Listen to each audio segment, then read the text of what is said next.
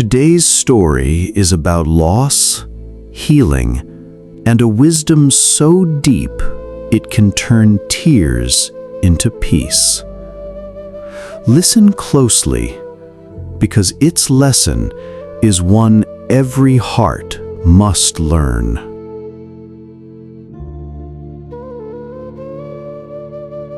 In the small village of Obaluma, grief hung over the compound of Mama Adeze like harmattan dust. Her only son, Chuka, had died suddenly after a brief illness. He had been the pride of her heart, strong, playful, and full of promise. For days, she refused to bury him. She wrapped his small body in a bright wrapper and carried him on her back, going from house to house. "Please," she cried to her neighbors, "help me. I need medicine that can bring my child back. There must be a way." Some wept with her, some turned away, unable to bear the sight. At last, one old man said, "Take your cry to Baba Olisa, the herbalist in the sacred grove. If anyone can help, it is him." So, barefoot and weeping, Mama Adeze made her way to Baba Olisa's shrine. The old man sat on a wooden stool, his white hair tied back, cowries and calabashes scattered around him. "Baba," she pleaded, laying the child at his feet, "I heard you have power. Please, give me medicine. Bring him back to me." Baba Olisa looked at her kindly. "Daughter," he said, "I can help you, but first you must bring me a single mustard seed. It must come from a household where no one has ever died." Hope leapt in Mama Adeze's chest. She tied her wrapper, picked up her son, and ran. She went from compound to compound. At the first house, the old grandmother shook her head. "We have buried many here, my daughter.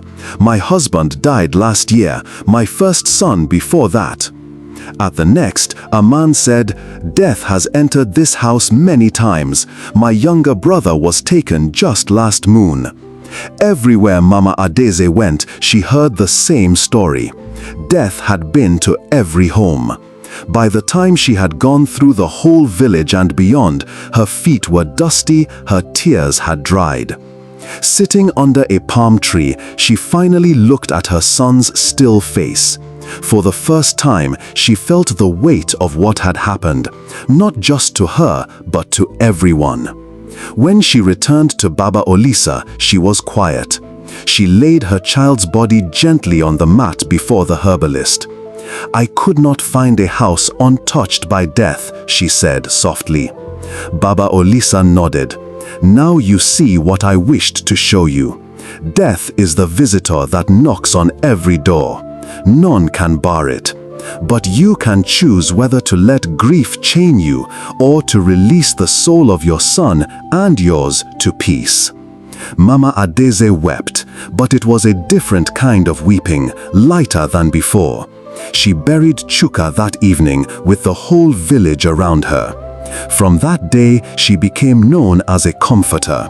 When others lost loved ones, she was the first to sit with them, to hold their hands, to say, "You are not alone. Death has come to us all, but life still calls us forward." Lesson: death comes to every home, but peace begins when we accept this truth. Clinging to what we have lost only deepens our pain, but when we let go, we find the strength to comfort others and continue living with a lighter heart.